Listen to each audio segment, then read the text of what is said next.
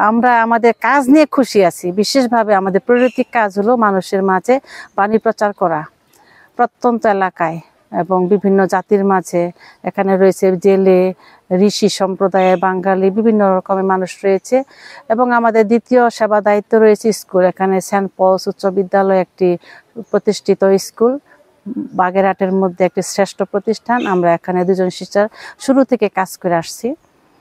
আর আমাদের দুজন সিস্টার বিভিন্ন গ্রামে মফস্বলে যায়।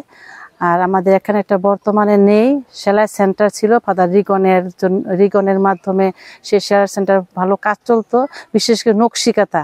সেই নকশিকাতা সুদূর ইটালিতে অনেকবার আমাদের একজন সিস্টার 2-3 বার করে গিয়েছে সেখানে গিয়ে তারা সেই একটা মেলা দিত।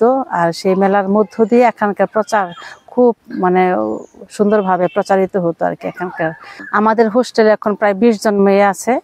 আর তারা বিভিন্ন এলাকা থেকে, এই ধর্মপল্লী, সেলাবনের ধর্মপল্লী প্লাস খুলনা ধর্মপ্রদেশের বিভিন্ন প্যারিশ থেকেও আছে। আমাদের এখানে মেয়েদের নিয়ে কাজ করতে খুব ভালো লাগে, কারণ মেয়েরা তো এখানে আছে, বাবা মারা দিয়ে যায় আমাদের কাছে। আমরা আমাদের মেয়ে হিসাবে তাদেরকে বিভিন্নভাবে লেখাপড়ার পাশাপাশি হাতের কাজ, বাগান বাড়ির কাজ এবং সেলাই, বিভিন্ন প্রার্থনা, বিভিন্ন অ্যাক্টিভিটিস তাদের নিয়ে আমরা করি এবং খুব আনন্দ পাই।